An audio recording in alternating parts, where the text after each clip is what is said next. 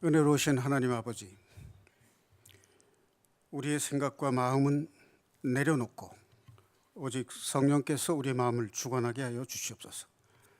말씀을 전할 때 하나님께서 함께 하시고 성령의 역사하심으로 우리의 마음이 변화를 받고 온전히 하나님께 순종할 수 있도록 은혜 내려 주시옵소서.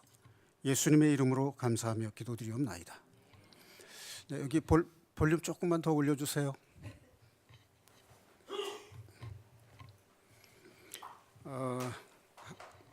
함께 상고하고자 하는 말씀은 고린도전서 14장 1절부터 40절 끝절까지 말씀입니다.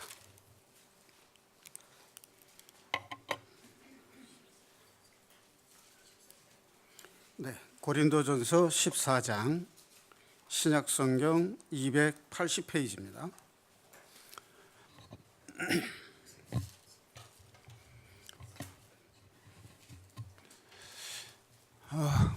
볼륨 조금만 더 올려주세요. 최고예요? 근데 자, 이 고린도전서 14장 말씀은 방언과 예언에 대한 말씀입니다. 고린도 교회는 바울 사도가 복음을 전하고 직접 교회가 형성될 때까지 말씀을 가르친 교회입니다. 그래서 어떤 교회보다도 애착이 많이 가는 교회였어요.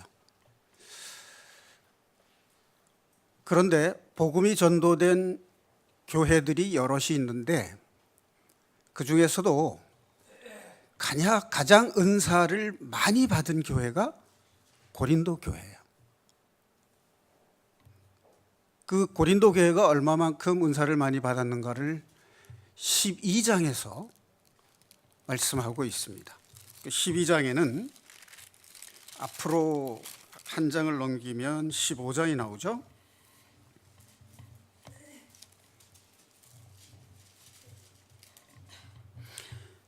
12장 3절 말씀 같이 보겠습니다.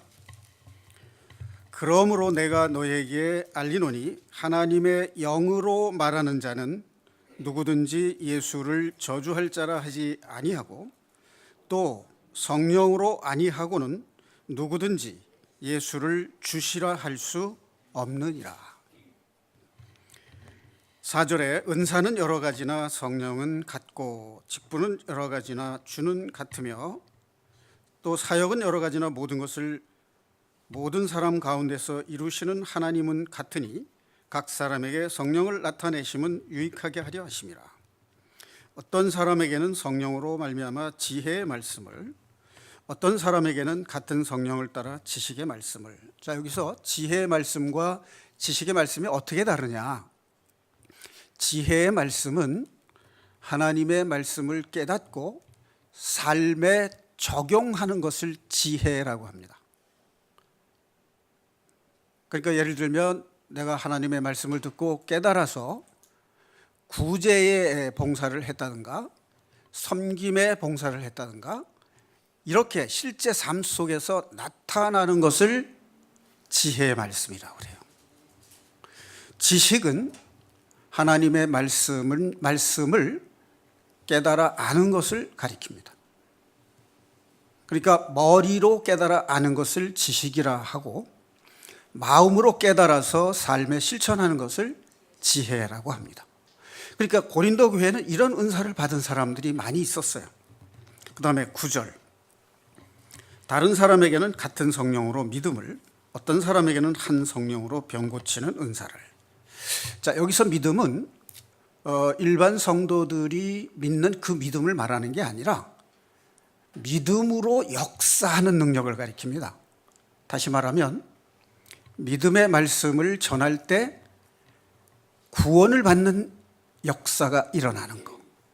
그럼 성령이 그 사람의 말을 통해서 성령이 역사하는 능력이 나타나는 믿음을 여기서 말하는 믿음의 은사라고 하는 겁니다. 이해가시죠? 네. 일반적으로 우리가 생활 속에서 믿는 그 믿음을 말하는 게 아니고 믿음의 능력, 말씀을 전할 때 구원받는 역사가 일어나는 믿음의 능력, 그걸 여기서 말하는 거예요. 자, 그 다음에 병 고치는 은사. 예수님이 이 땅에 오셔서 하신 일이 세 가지로 나타납니다.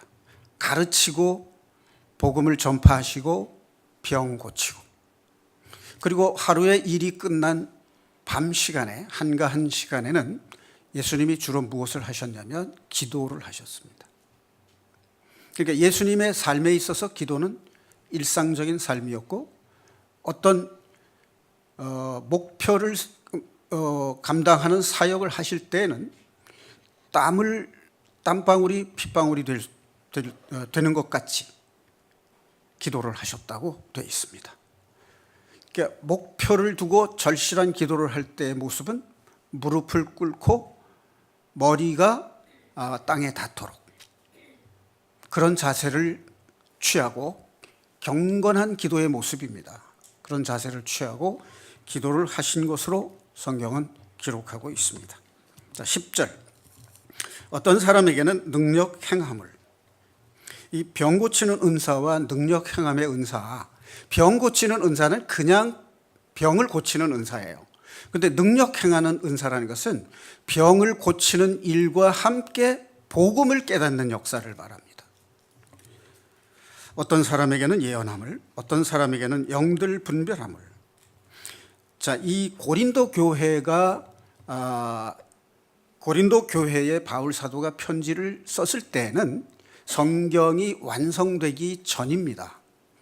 이 서신, 첫 번째 서신을 썼을 때는 AD 55년경으로 되어 있습니다. 그럼 성경이 완성된 것은 AD 100년경입니다. 그러니까 성경이 완성되기 전에 이런 은사들이 풍성하게 일어났어요. 왜 그런 은사들이 풍성하게 일어났을까요? 예수님이 구원 사역을 속량을 이루시고, 그 속량을 이루신 후속 사역이 뭐냐면 성령이 오셔서 교회를 이루시는 거예요. 그리스도의 신부인 교회를 세우시는 사역을 이루시는데, 그 목적을 위해서 풍성한 성령의 은사들이 나타난 겁니다. 이제 이런 여러 가지 은사들, 영들 분별함은 말씀이나 방언이나 예언을 할 때에 그것이 옳은 방언인지 아닌지, 옳은 예언인지 아닌지를 분별하는 영입니다. 우리가 성경에 기록된 하나님의 말씀이 내 삶의 지침이 되는, 다른 말로 표현하면 성령이 내 삶을 이끄시고 지배하는 삶을 살게 되면 그 사람은 말씀으로 사물을 보고 세상을 보기 때문에 어떤 사람이 말을 할 때 그것이 하나님의 말씀에 부합하는 성령의 말씀인지 아닌지 영을 분별하는 능력을 받는다, 그 말이에요. 그러니까 우리가 세상에서 사람을 많이 대하는 직업을 가진 사람은요, 그 사람하고 대화를 나눠보면 그 사람의 성품과 인품을 짐작할 수 있는 것과 같습니다. 아주 영험한 한의사들은 환자가 그 병원의 문턱을 넘어오는 걸음걸이와 표정과 이 몸의 자세를 보고 그 사람이 어떤 질병이 있는지를 짐작해낼 정도로 전문가적인 식견을 갖게 됩니다. 하나님의 말씀, 성령이 충만한 사람으로 하나님의 말씀에 인도함을 받는 사람은 영을 분별하는 은사를 주신다는 말씀입니다. 다른 사람들에게는 각종 방언 말함을, 어떤 사람에게는 방언을 통역함을 주시나니. 자, 방언은 두 가지로 나타났습니다. 세상에 있는 언어로 나타나는 경우, 이렇게 예를 들어서 이스라엘 사람들에게 방언이 왔는데 유태 언어가 아닌 다른 나라 말로 하는 방언이 있었죠. 그게 오순절날 성령 강림 때 있었던 방언입니다. 각 민족에서 온 유태인들이 있었는데 각 나라 말로, 성도들이 각 나라 말로 방언을 한 거예요. 그런데 또 하나의 방언은 알아들을 수 없는 방언입니다. 그러니까 이 세상 나라에 있는 어떤 민족의 언어가 아닌 방언입니다. 자, 그런데 방언인지 외국어 방언인지 아니면 외국에 없는 방언인지 그 외의 것은 어떠냐? 언어학자들이 들으면 문법적 조직과 기능을 갖춘 언어가 아닌 방언이 있어요. 주어, 목적어, 서술어 이런 걸 갖추지 않고 그냥 낱말을 아무렇게나 주워 섬기는 방언이 있어요. 그건 가짜 방언입니다. 방언에도 하나님이 주시는 언어의 질서가 있다는 것입니다. 이해하시겠죠?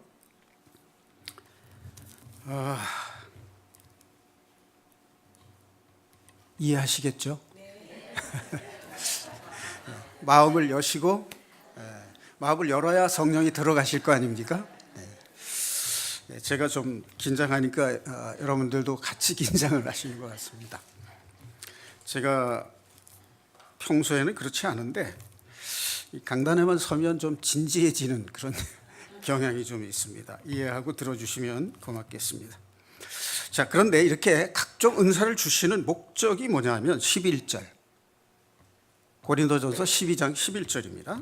이 모든 일은 같은 한 성령이 행하사 그의 뜻대로 각 사람에게 나누어 주시는 것이니라. 이제 그 다음에는 몸의 지체의 비유를 들고 있어요.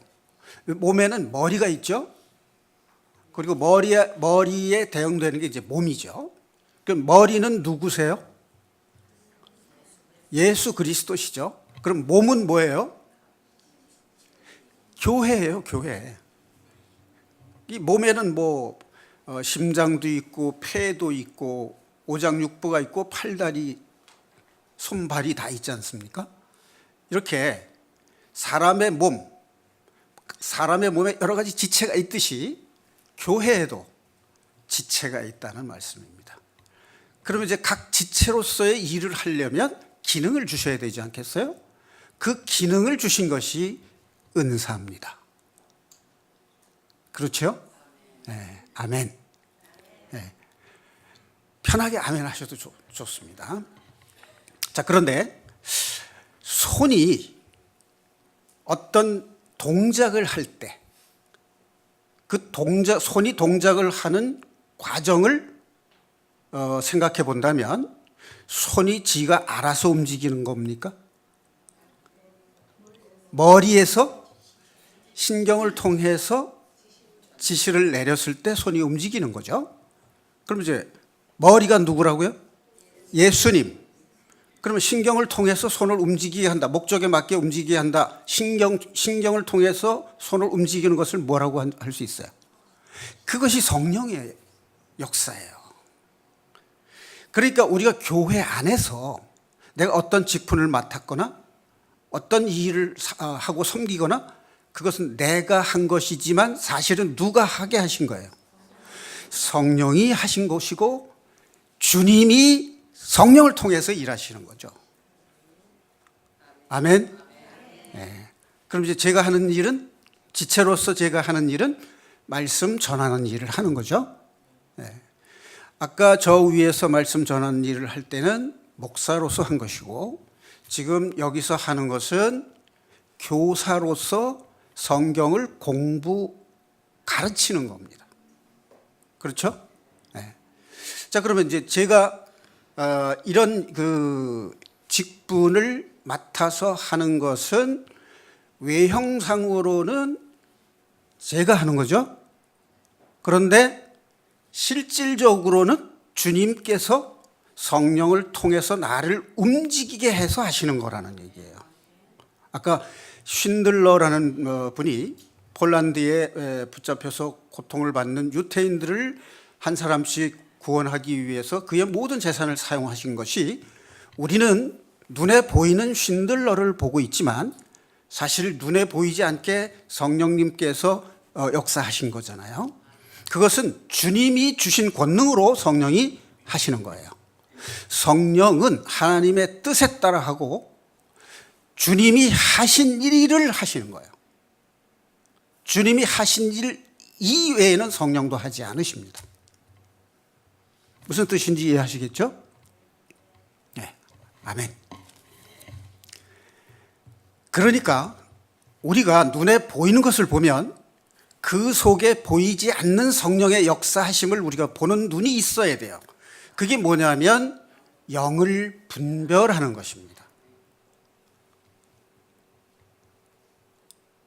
그렇기 때문에 교회 안에서 어떤 지체로서의 직분을 감당했거나 어떤 은사를 받았거나 그것은 다 성령께서 하시는 것이지 내가 하는 게 아닙니다. 하나님께서 역사하시고 주님의 권능을 부여하시고 성령께서 하시는 거예요. 그러니까 우리는 항상 내 마음속에 어떤 직분을 봉사를 하든 그 일을 하기 전이나 진행 과정이나 일이 끝났을 때는 모두 내 마음속에 성령께서 하셨습니다. 주님께서 하셨습니다. 하나님께서 하셨습니다. 이 마음의 고백을 해야 돼요. 근데 어떤 분들은 이 말을 너무 사람들에게 이제 어필한다고 그럴까? 남발하는 경향이 있는 경우도 있어요. 그냥 속으로 하는 게 좋아요. 내가 어떤 봉사를 해놓고 주님이 하셨습니다. 그러면 듣는 사람들이 어떤 느낌이 들까요? 좀 척하는 것 같이 좀 들릴 수도 있죠. 그래서 마음속으로 주님이 하셨습니다. 주님께서 역사해 주십시오. 이러한 고백, 이러한 인정, 하나님이 통치하시는 것을 내가 경험해야 돼요. 아까도 잠깐 말씀드렸습니다마는 우리가 삶 속에서 고난과 어려움을 당할 때 그때가 바로 기도할 때고 그때가 바로 하나님이 우리를 위해서 일하시기 위한 환경입니다.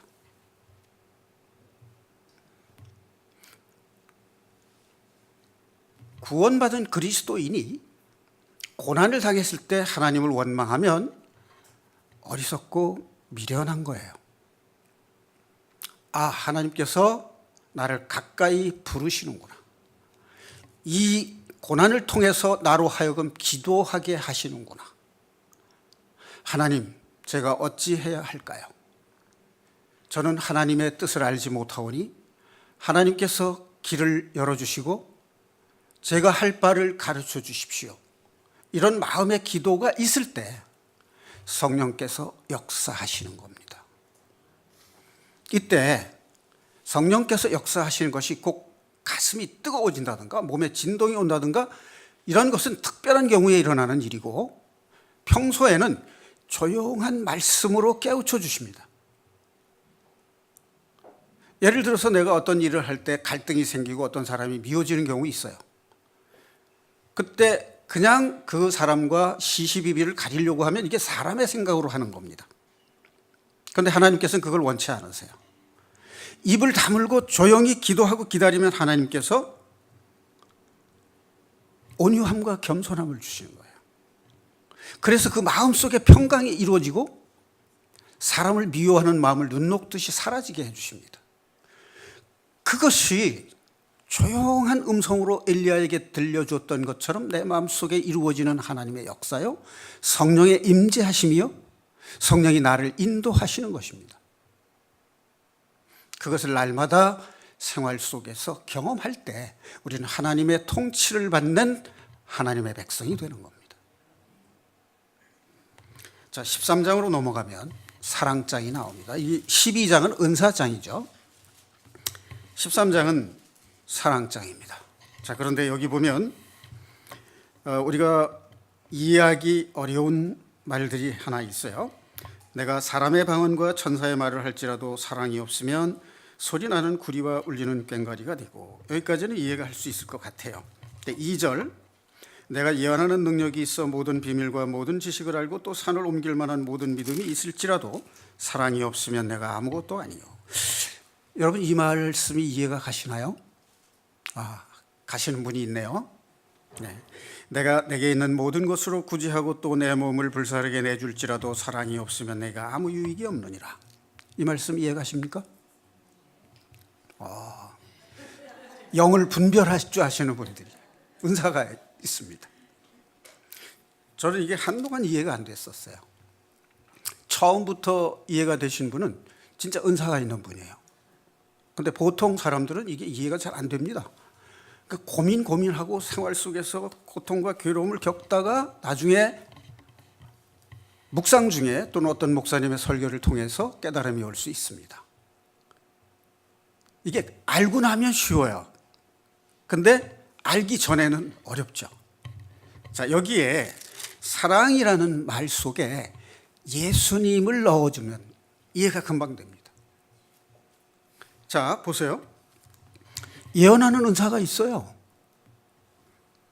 그리고 지식이 있고 믿음이 있고 또 구제하는 섬기는 그런 구제를 다 감당하고 내 몸을 불사르게 내어줄지라도 사랑이 없으면,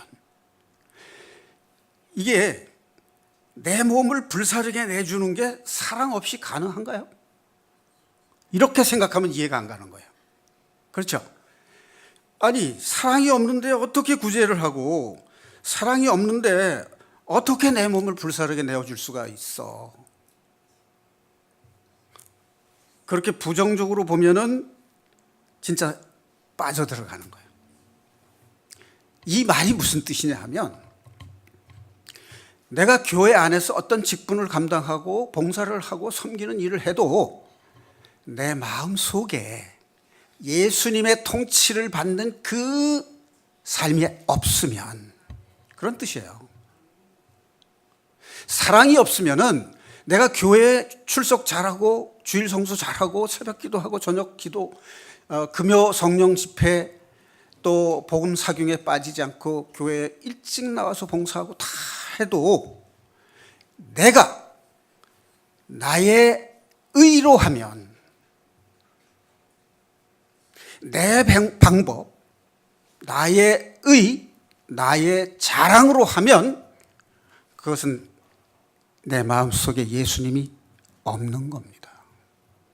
그걸 말씀하는 거예요. 그러면 이해가십니까? 네. 주님이 하셨다는 거예요. 주님이. 그 자세로 하지 않으면 봉사하고 구제하고 헌금하고 선교하고 모든 걸 했어도 내 마음 속에 주님이 하셨습니다라는 그 고백과 인정이 없으면, 그런 뜻이에요. 그러면 내가 자랑하고 내가 의를 세우고 내 의가 되고, 그러면 그 속에 하나님이 안 계시는 거예요. 그래서 그 속에 주님이 안 계시는 겁니다. 그건 성령이 역사하는 것이 아니라 내 마음이 하는 거다, 그 말이에요. 그러니까 그리스도인, 기독교 신앙인이라고 하는 것은 먹고 마시고 내가 하는 모든 일이 다 주님 안에서 이루어진다라고 하는 신앙 고백이다 해야 되는 거예요. 여러분, 방언의 은사, 예언의 은사 이런 거 안 받아도요, 가장 큰 은사가 뭔지 아십니까?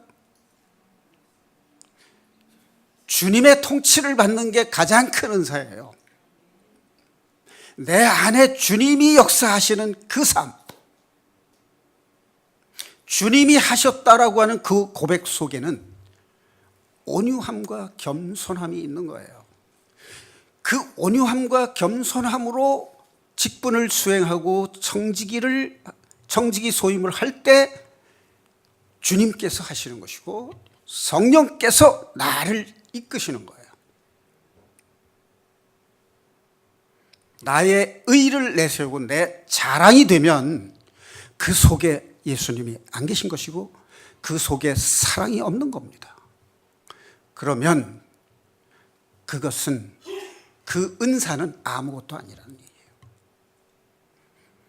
여러분들은 방언을 사모하고 예언을 사모하는 것도 좋지만 내 안에 그리스도께서 성령을 통해서 역사하는 통치를 받는 그 은사가 있기를 사모하는 것, 그것이 가장 큰 은사입니다.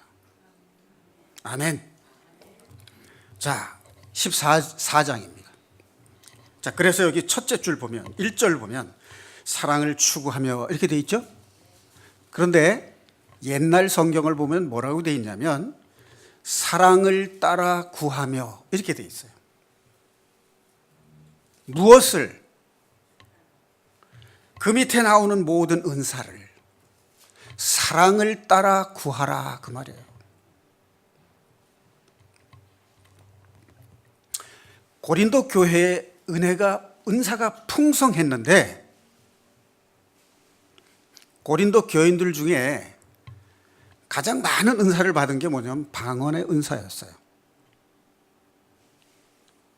자, 여러분들이 오해 소지가 없게 하기 위해서 다시 한번 말씀을 드리는데 이것은 성경이 완성되기 전이었고 교회가 완성되기 전이었다는 얘기예요. 그때 각종 은사를 풍성하게 부어주셔서 교회를 세우시기 위해서 각종 은사를 주셨는데 그 중에 많은 사람들이 방언의 은사를 받았어요. 자, 그러니까 고린도 교인들이 다른 교회 사람들하고 자기들하고 비교해 볼 때 어떤 생각이 들었을까요? 방언의 은사는 우리 교회가 최고야. 우리 교회가 아니고는 방언의 은사가 없어. 이런 마음들이 생긴 거예요. 구원은 우리 교회밖에 없어.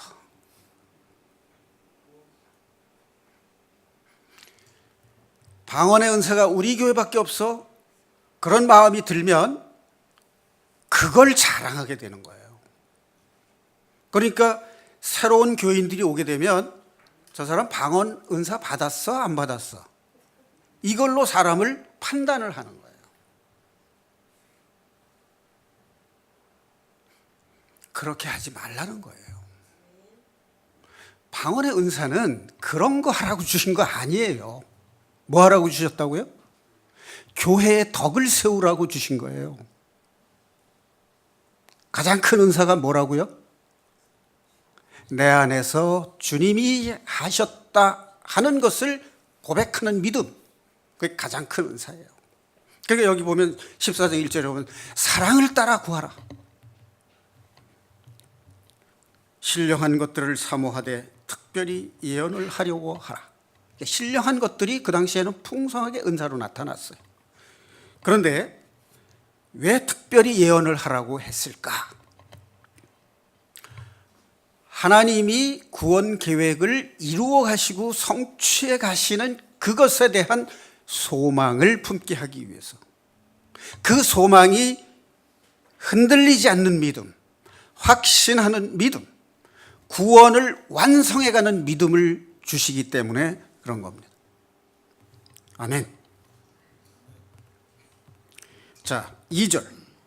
방언을 말하는 자는 사람에게 하지 아니하고 하나님께 하나니 이는 알아듣는 자가 없고 영으로 비밀을 말함이라. 방언은요, 사람에게 들으라고 하는 게 아니에요. 하나님께 자기 속의 영의 비밀을 하나님께 아려는 기도가 방언 기도예요. 자, 그렇다면 이 말의 기준을 둔다면 여러 사람들이 많이 있는 곳에서 이런 공식적인 예배 장소에서 하는 것은 적절치 않은 겁니다. 가장 중요한 것은 하나님과 나 사이의 1대1의 기도, 나의 비밀을 하나님께 아려는 기도, 그 기도예요. 자, 그런데 여러 사람이 교제할 때도 방언이 있었습니다. 자, 그때는 어떤 때였느냐? 방언은 믿지 않는 사람들을 위해서 보이는 표적이에요. 사람들이 뭐 외국어 교육을 받은 적이 없는 사람들인데 사람들이 여러 나라 말로 방언을 막 하면 믿지 않는 사람들이 볼 때, 야, 저 사람들한테 뭔가 있기는 있다. 그래서 하나님이 계신다는 걸 인정하게 되는 거예요. 방언 때문에. 그래서 방언은 믿지 않는 사람들을 위한 표적이고 예언은 믿는 사람들을 위한 표적입니다. 자, 그게 여기에 나와요.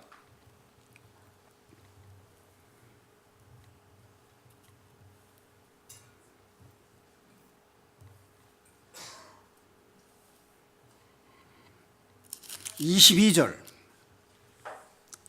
14장 22절입니다. 그러므로 방언은, 다 함께 봉독하겠습니다. 그러므로 방언은 믿는 자들을 위하지 아니하고 믿지 아니하는 자들을 위하는 표적이나 예언은 믿지 아니하는 자들을 위하지 않고 믿는 자들을 위함이니라. 이해가시죠? 자, 그러면 이제 방언의 성격이, 속성이 어떤 것인지 이해가시죠? 자, 다시 정리하면 첫째, 방언은 2절에 나오는 설명은 영으로 하나님께 아뢰는 기도. 이것은 개인적인 기도입니다. 하나님과 자신과 1대1로 자기 속에, 자기 영의 비밀을 하나님께 아뢰는 기도고요. 두 번째, 방언은 믿지 않는 자들을 위한 표적으로서 하나님의 능력을 나타내는 것이고요. 예언은 믿지 아니하는 자들이 아니라 믿는 자들을 위한 말씀의 은사입니다. 좀 다시 앞쪽으로 돌아가서 2절에는 방언을 말하는 자는 사람에게 하지 아니하고 하나님께 하나니 이는 알아듣는 자가 없고 영으로 비밀을 말함이라. 자, 그러니까 방언은 가급적 개인적으로 하는 것이고 골방에서 하는 기도다, 그 말이에요. 그러니까 교제 중에 두세 사람이 모였거나 여러 사람이 모였을 때 방언을 할 때는 통역하는 사람이 있을 때 하라 하는 거예요. 통역하는 사람이 없을 때는 하지 마라. 또 공식적인 예배, 이런 공식적인 예배에서는 방언하지 말라 하는 겁니다. 자, 예를 들어서 지금 제가 방언으로 설교를 한다고 가정해봐요. 그럼 여기 알아들을 수 있는 사람 몇 명이나 되겠습니까? 그럼 알아듣지 못하는 설교를 뭐하러 하냐 그 말이에요. 그렇죠? 그러니까 공식적인 예배, 공적 예배에서는 방언을 하지 않는 겁니다. 그때 하는 것이 예언의 은사예요. 자, 그런데 오늘날에는 성경이 완성됐고 교회가 세움을 받아서 사도행전이 마무리가 됐잖아요. 사도행전이 마무리됐다고 그러면 이제 또 오해 소지가 있는데, 우리가 지금 하고 있는 이 교회의 신앙생활이 뭐냐면 우리가 써가는 사도행전이에요. 우리가 이루어가는 성령행전이에요. 그러니까 우리가 성령의 인도함을 받아서 교회를 세워가는 거 아닙니까? 그렇게 연장선상에 있다라고 이해를 하시는 것이 좋습니다. 자, 오늘날의 의미에 있어서 예언은 성경에 없는 것을 예언하는, 성경이 완성되기 전에는 성경에 없는 말씀을 특별한 사도와 선지자들에게 주신 말씀으로서의 예언이지만, 오늘날의 예언은 성경이 완성됐기 때문에 성경에 없는 말을 하는 예언은 가짜예요. 그러니까 성경에 있는 말인데 무슨 예언이냐? 성경에 있는 말인데 이해할 수 없는 말, 깨닫지 못한 말이 있습니까? 없습니까? 처음 교회 나오고 구원받기 전에는 성경 더 모르죠. 그러니까 구원받은 사람은 구원에 관한 구절들을 많이 알지만 그 외에 다른 걸 잘 몰라요. 그리고 교회에 많은 성도들이 있지만 사람들이 잘 모르는 말씀을 먼저 깨달은 사람이 있어요. 그 사람이 이미 성경에 기록되어 있지만 사람들이 깨닫지 못하고 열려지지 않은 말씀을 깨달은 마음으로 할 때 그것이 오늘날의 예언입니다. 이해되셨죠? 네. 자, 그 다음에 1절에서는 사랑을 따라 구하라 했는데 3절 보면은요, 예언하는 자는 사람에게 말하며, 방언은 하나님께 말하는 것이고 자기의 비밀을 하나님께 말하는 것인데, 예언하는 사람은 사람에게 하나님의 말씀을 하는 거예요. 그런데 덕을 세우며, 교회의 덕을 세우며 성도를 권면하며 위로하는 거예요.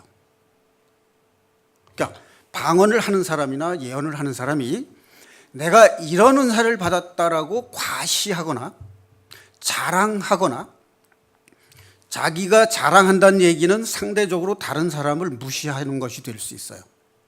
그렇죠? 그렇게 되면 그거는 방언이 잘못된 거다. 방언을 받은 사람의 그 은사가 사실이라 할지라도 방언의 태도가 잘못된 거예요. 예언도 마찬가지죠. 자랑하라고 주신 게 아니라 주님의 능력을 나타내게 하기 위해서 주신 거잖아요. 그렇죠? 어떤 사람은 남들이 깨닫지 못한 성경 말씀을 깨달아서 그 말씀을 전할 때 복음을 깨달을 수 있는 거예요. 그 말씀을 전할 때 생활 속에서 내가 내 생각, 내 방법으로 살던 삶에서 하나님의 뜻에 따라 성령에 순종하는 삶으로 전환되는 계기가 될 수 있다는 얘기예요. 그래서 그것이 교회의 덕을 세우는 것이고, 그것이 성도의 삶을 권면하는 하나님의 권능이 되는 겁니다. 자, 4절. 방언을 말하는 자는 자기의 덕을 세우고 예언하는 자는 교회의 덕을 세우나니. 자, 그러면 자기 덕 세우는 거 필요하죠? 자기 덕을 세우는 것이 중요합니다, 1차적으로. 그런데 두 번째, 교회의 덕을 세우는 게 더 중요해요. 개인적으로는 은사도 받고 덕도 있어요. 그런데 교회의 덕이 안 돼. 그러면 이것은 고쳐야 되는 거죠. 교회 안에서는 모든 사람들이 받은 은사가 다 교회의 덕이 돼야 되고, 교회의 덕을 세우기 위해서 쓰여져야 되는 것이지, 개인의 능력을 과시하거나 자랑하거나 상대적으로 다른 사람을 무시하거나, 그것은 올바른 태도가 아닙니다. 그런 사람이 받은 방언, 그런 사람이 받은 은사가 무슨 효과가 있습니까?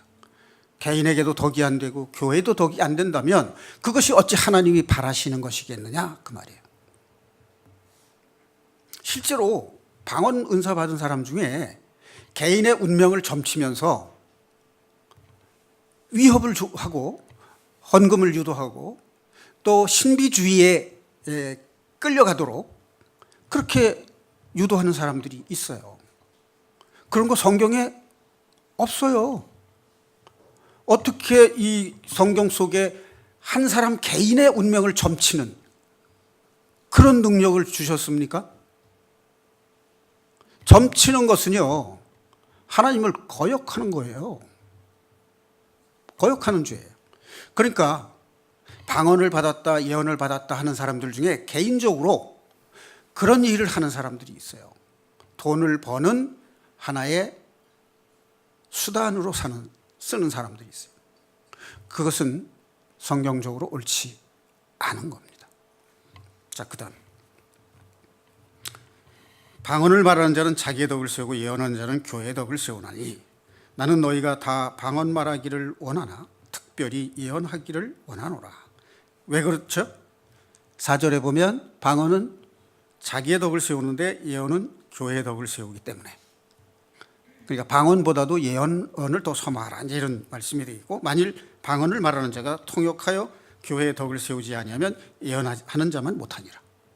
이 말은 공적 예배에서는 방언하지 말라, 그 소리예요. 자, 넘어가서, 그런즉 형제들아, 내가 너희에게 나가서 방언으로 말하고 계시나 지식이나 예언이나 가르치는 것으로 말하지 아니하면 너희에게 무엇이 유익하리요? 알아듣지 못하는 방언으로, 내가 바울이 고린도 교회에 가서 사람들한테 방언으로 말하면 알아듣지 못하는데 무슨 유익이 있겠냐? 내가 가르치는 것이나 예언, 계시로 말을 하면 그것은 고린도 교회의 덕이 되겠고 유익이 되겠지만, 그 소리잖아요. 그러니까 공적 예배에서는 방언은 자제하고 교회 덕을 세우는 예언을 하라, 그런 얘기입니다. 자, 그 다음에 7, 8, 9, 10, 11, 여기는 비유예요.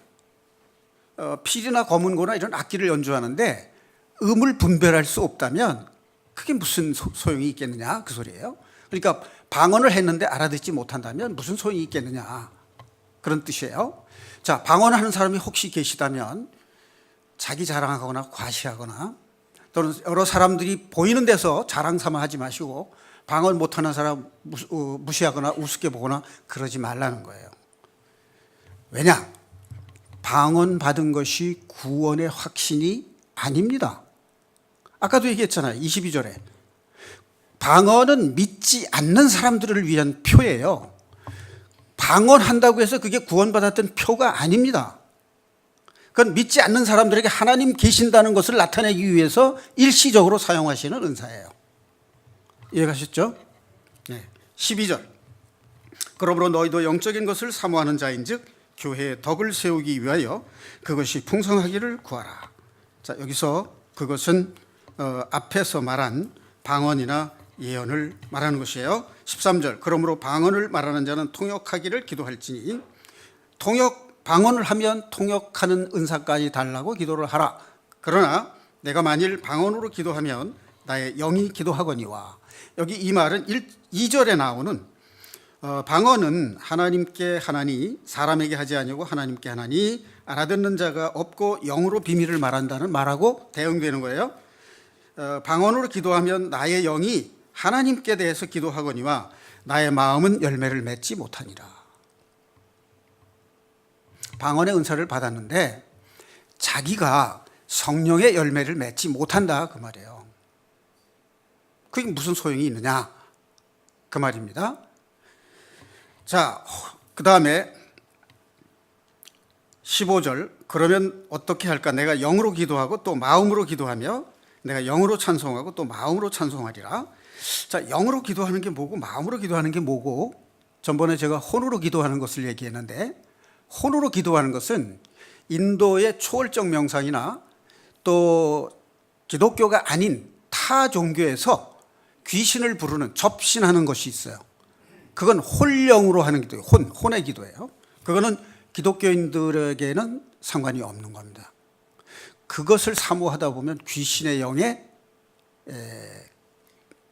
끌림을 받기 쉬워요. 그러니까 아주 위험합니다. 자, 그래서 이 대학교 같은 데 가면 명상하는 클럽이 있는데 이 명상이라는 게 뭐냐면 자기 속의 마음, 생각과 마음을 다 비우는 거예요. 근데 그 명상을 하는 그 기법이 뭐냐면 호흡법이 있어요. 일정한 호흡만 계속 하는 거예요.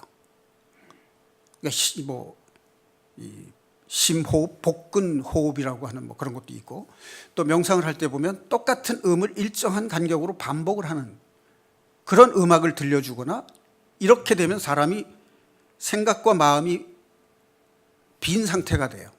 그때에는 성령을 사모하는 사람에게 성령이 들어갈 수도 있지만 그리스도의 말씀의 영과 성령을 모르는 사람에게는 사탄의 영이 들어갈 수도 있는 거예요.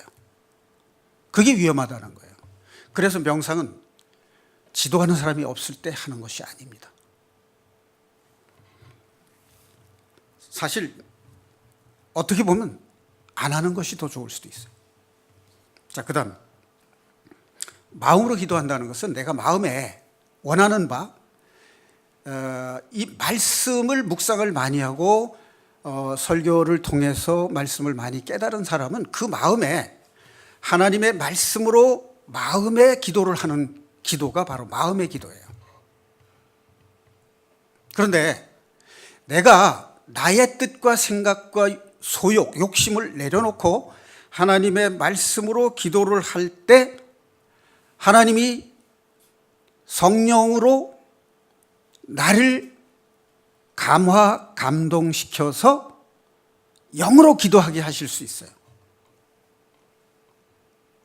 그것을 사모하라 그런 얘기예요. 나의 혀를 성령께서 주관하여 주시옵소서. 나의 생각과 말을 하나님의 말씀의 능력으로 채워주소서. 그 기도를 할 때 성령께서 필요에 따라 하나님께서 주시는 능력을 통해서 사람에게 감화, 감동을 주실 수 있는 겁니다. 그것은 하나님의 주권적 섭리예요. 자, 그렇지 아니할 때 내가 영으로 축복할 때 알지 못하는 처지에 있는 자가 내가 무슨 말을 하는지 알지 못하고 감사에 어찌 아멘하리요. 자, 여기도 방언을 했는데 알아듣지 못하면, 축복 기도를 했는데 알아듣지 못하면 그것이 무슨 유익이 있겠느냐 그 말이에요. 방언으로 감사를 한 사람은 감사를 잘하실지 몰라도 다른 사람은 덕세용을 받지 못하리라. 내가 너희 모든 사람보다 방언을 더 말함으로 하나님께 감사하노라. 이 바울 사도는 여러 가지 은사를 받았는데, 신유의 은사, 방언의 은사 다 받았는데, 방언의 은사도 보통 사람들보다 더 많이 받았어요. 그래서 하나님께 감사한다는 말이에요. 그러나 교회에서 내가 남을 가르치기 위하여 방언하는 것보다 깨달은 마음으로 5마디 말을 하는 것이 1만 마디 방언으로 하는 것보다 나으니라. 어떻게 신앙생활을 해야 되는지, 어떻게 순종함으로 성령의 인도함을 받는지, 그걸 가르쳐 주는 게 낫지, 알아듣지도 못하는 방언을 하는 게 무슨 소용이 있냐, 그런 말씀이죠.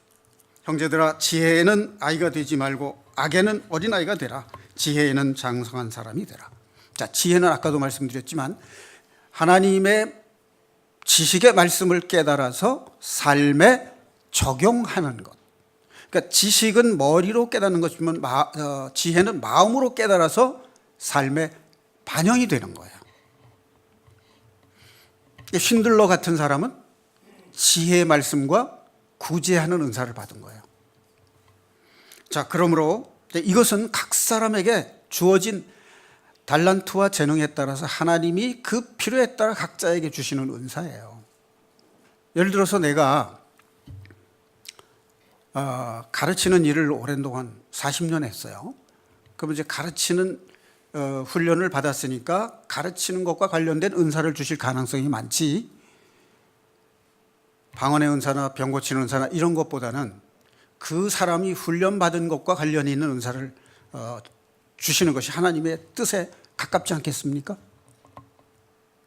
그렇죠? 네. 예를 들어서 생명과학을 연구하는 과학자요 교수가 있다. 그럼 그 사람이 구원을 받기 전에는 그냥 세상 지식으로 일을 하는 거지만, 구원을 받은 이후에는 그 사람의 생각이 말씀의 인도함과 성령의 인도함을 받아서 그가 갈고 닦은 재능과 지식이 하나님께 쓰임을 받게 변화되는 거예요. 소용없는 게 아니에요. 소용없다라고 생각하면 그거는 잘못 이해한 거예요. 그런 재능을 가진 사람을 하나님께서 변화시켜서 그 재능을 하나님의 일에 쓰시는 거예요. 그러니까 우리가 평소에 뭘 어떻게 해야 된다? 자기 삶의 영역에서 자기가 잘할 수 있는 전문성을 키워가는 것이 하나님께 쓰임받고 은사를 받도록 준비해가는 거예요. 게으르면 안 됩니다. 아무것도 안 하고 가만히 있으면서 은사를 주십시오라고 기도하는 것은 성경적이지 않습니다. 어때요? 아멘 되십니까? 예. 자, 율법에 기록된 바 주께서 이르시되 내가 다른 방언을 말하는 자와 다른 입술로 이 백성에게 말할지라도 그들이 여전히 듣지 아니하리라 하였으니, 그러므로 방언은 믿는 자들을 위하지 아니하고 믿지 아니하는 자들을 위한 표적이나 예언은 믿지 아니하는 자들을 위하지 않고 믿는 자들을 위함이라. 그러므로 온 교회가 함께 모여 다 방언으로 말하면 알지 못하는 자들이나 믿지 아니하는 자들이 들어와서 너희를 미쳤다 하지 아니하겠느냐. 자, 그것은 새술에 취했다라는 표현도 있습니다만은, 그러나 그것보다는 다 예언을 하면 믿지 아니하는 자들이나 알지 못하는 자들이 들어와서 모든 사람에게 책망을 들으며 모든 사람에게 판단을 받고 그 마음에 숨은 일들이 드러나게 되므로 엎드려 하나님께 경배하며 하나님이 참으로 너희 가운데 계신다 전파하리라. 예언의 말씀을 하게 되면 하나님을 자기 속에 죄를 뉘우치고 하나님께 경배하는 역사가 나타날 수 있다. 그러니까 방언보다 예언을 더 사모하라, 이런 말씀입니다. 그 다음에 그 밑에 차례를 따라 하라는 말씀이 있고요. 오른쪽으로 넘어가서 39절 40절 말씀을 한번 읽겠습니다. 다 함께 봉독하시겠습니다. 그런즉 내 형제들아 예언하기를 사모하며 방언하기를 금하지 말라. 모든 것을 품위 있게 하고 질서 있게 하라. 자, 그러니까 다시 한번 말씀드립니다마는 이것은 성경이 완성되기 전에 있었던 일이고 교회가 체제를 갖추기 전에, 즉 예배 형식이나 이런 것들이 정착이 되기 전에 얘기이기 때문에 그런 상황 속에서 한 말씀이다라고 하는 것을 전제로 하고 이해를 하시기 바랍니다. 자, 어쨌든 방언을 하든 예언을 하든 교회의 덕이 되게 하라 하는 거하고 질서 있고 품위 있게 하라 하는 것입니다. 자기 개인을 자랑하거나 다른 사람을 무시하거나 하는 것은 올바른 태도가 아니고 그런 방언은 교회에 쓸모가 없다.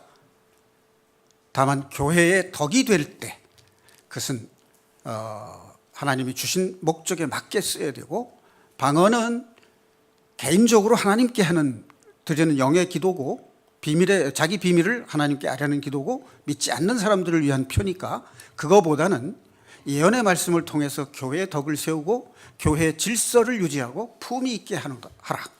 그러니까 은사들을 그렇게 사용하라 그 말이에요.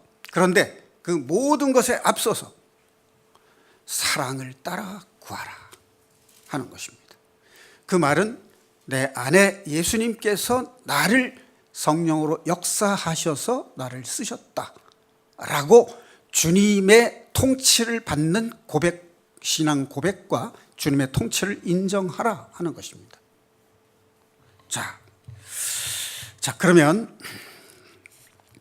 마무리로 조금 정리를 하겠습니다. 어떤 분들이 이제 예를 들어서 장로교 칼빈주의를 고수하는 장로교나 침례교회 쪽에서는 방언을 인정하지 않습니다. 설령 있다 하더라도 받아들이지 않습니다. 그런데 감리교나 성결교나 순복음교회 이런 데서는 방언에 대해서 또 강조를 합니다. 그래서 방언에 대한 것은 없다라고 하는 학자들과 교파가 있고, 또 방언의 은사가 있다라고 믿는 교파와 또 그것이 필요하다라고 주장하는 신학 교수들도 있습니다. 그러니까 우리는 그것이 있냐 없냐, 옳으냐 그르냐, 그것을 분별하는 것이 신앙생활이 아니에요. 그건 신앙생활에 도움이 안 돼요. 그거는 지식일 뿐이에요. 내가 하나님의 사랑을 따라 교회의 덕이 되는 은사를 사모하는 자세, 그리고 나에게 주어진 은사가 교회 지체로서 어떻게 교회에 봉사하고 교회의 덕을 세울 것인가, 그것을 사모하는 것이 바로 사랑을 따라 구하는 것입니다. 자, 참고로 제가 신학적 지식적인 뭐 그렇게 깊이 있는 얘기는 아닙니다만은 하나 말씀을 드린다면은 고린도전서 13장 8절, 9절, 10절 말씀을 한번 같이 보겠습니다. 함께 봉독하시겠습니다. 8절. 사랑은 언제까지나 떨어지지 아니하되 예언도 패하고 방언도 그치고 지식도 패하리라. 우리는 부분적으로 알고 부분적으로 예언하니 온전한 것이 올 때에는 부분적으로 하던 것이 패하리라. 자, 8절에서 예언도 패하고 방언도 패하고 지식도 패하리라. 그런데 사랑은 언제까지나 떨어지지 아니한다. 자, 이 말의 의미가 뭐냐면 각종 은사가 교회를 세우기 위해서 주셨는데 그것은 우리가 이 땅에 있을 동안에 이루어지는 상대적인 것이에요. 그것은 우리가 이 세상이 끝나는 날, 주님이 재림하시는 날 다 없어집니다. 그런데 사랑은 절대적이고 완전한 것이기 때문에 주님 재림하신 이후에도 없어지는 것이 아니고 영원한 천국에서도 없어지는 것이 아닌 거예요. 이것은 전지전능하신 하나님의 속성이기 때문입니다. 자, 그러니까 남들이 받지 못하는 은사를 받았다고 자랑할 것이 됩니까? 못 됩니까? 자랑하라고 주시는 거 아니고 교회 덕을 세우라고 주는 것이고 성령의 은사를 통해서 하나님의 영광을 드러내라고 주시는 겁니다. 아멘. 네. 자, 그런데 우리가 설령 예언을 하고 방언을 하고 지식의 은사가 있다 하더라도 그것은 다 부분적으로 아는 것일 뿐이에요. 완전한 것이 아니에요. 우리 인간에게는 완전한 것이 없습니다. 10절, 온전한 것이 올 때에는 부분적으로 하던 것이 폐하리라. 자, 여기 온전한 것이 올 때는 무엇을 가리키고 어떤 때를 가리키는 것일까요? 네, 예수님이 재림하실 때입니다. 이것이 성경이 완성된 때나 교회가 이루어진 때라고 이해를 하시면 오해가 발생할 수 있어요. 자, 온전한 것이 올 때가 주님이 재림하실 때라는 것은 의심치 않고 믿을 수 있지요. 예. 뭐 또 깊이 있는 연구가 필요하지 않아요. 예. 간단한 주석만 봐도 알 수 있습니다. 주만 봐도 알 수 있습니다. 자, 그 다음에 에베소서 3장 3절을 보시겠습니다. 이 말씀을 보고 마무리를 하겠습니다. 신약성경 312페이지입니다.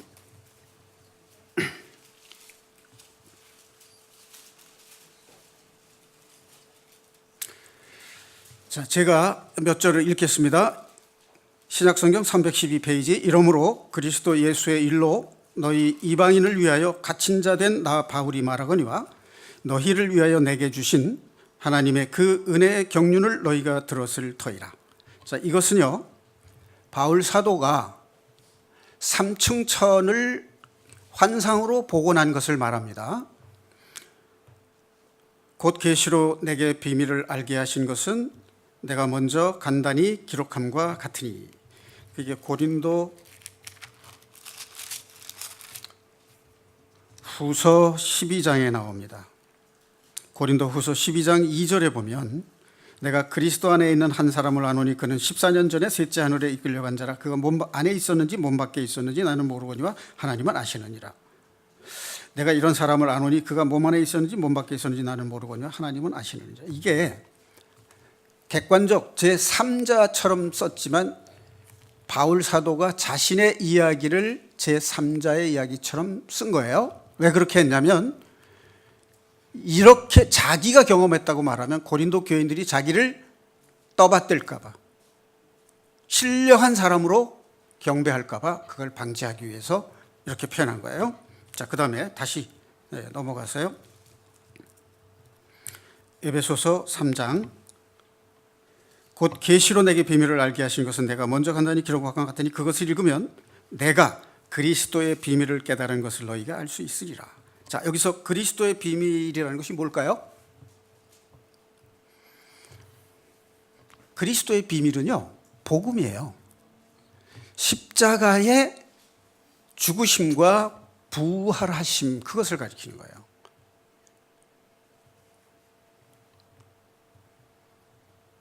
그것을 그리스도의 비밀이라고 얘기했어요. 복음을. 자, 그런데 여기 잠깐만 주목해 주십시오. 우리 복음 그러면 일반적으로 어떻게 생각을 한다고요? 죄 사함 받고 구원받은 걸 복음이라고 생각하잖아요. 뭐 그것이 틀리는 것은 아닙니다만 그 외에 더 중요한 뜻들도 있다는 것입니다.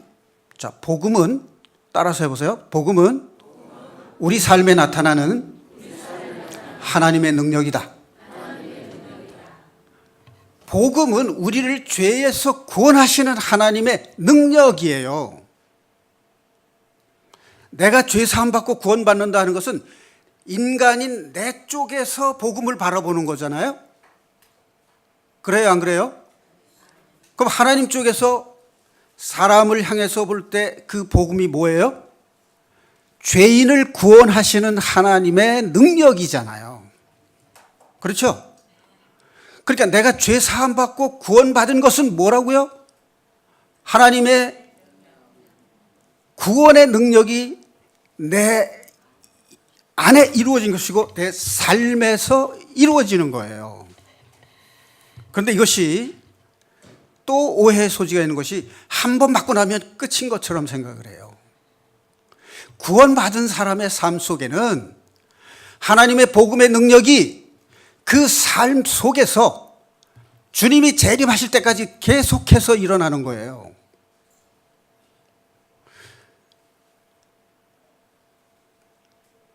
마음의 새로운 마음으로 변화를 받아 하나님의 선하시고 기뻐하시고 온전하신 뜻이 나타나는 역사. 구원받은 사람이 구원받고 난 후에 하나님의 능력이 나에게 나타나지 않는다면 무슨 힘으로 세상을 이겨낼 수 있겠느냐 하는 겁니다. 그렇잖아요. 그러니까 우리가 정말로 사모해야 될 은사는 하나님의 복음의 능력이, 나를 죄에서 구원하신 그 능력이 내 삶 속에서 주님 재림하실 때까지 내가 죄를 이기고 온전히 거룩해지는 삶 속에 지속적으로 나타나는 그 능력, 그 복음의 능력이 내 안에 나타나는 하나님의 은혜, 그것이 가장 큰 은사입니다. 이런 경험을 할 때 우리 마음속에 평강이 이루어지는 거예요. 이런 평강이 이루어질 때 우리는 주님께서 우리를 향하여 숨을 내쉬며 성령을 받으라 한 그 말씀이 우리 속에 이루어지는 것입니다. 기도하시겠습니다.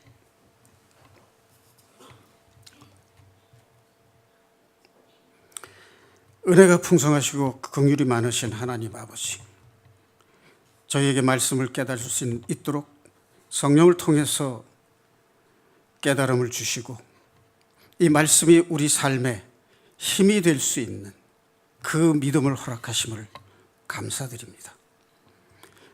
날마다 우리의 믿음이, 과거의 믿음이 오늘을 살아낼 수 있는 힘이 없음을 깨닫게 하시고 날마다 주님의 능력이 내 삶에 나타나는 성령의 역사를 체험하는 삶을 살게 하시옵소서. 그래야 우리가 하나님의 자녀이고 하나님의 백성임을 세상에 나타나게 하시고 주께 영광 돌리는 삶을 살아갈 수 있도록 성령으로 함께하여 주시옵소서. 말씀의 권능이시고 능력이신 성령으로 우리의 삶을 치유하시고 회복케 하시는 예수 그리스도 이름 받들어 감사하며 기도드리옵나이다. 아멘.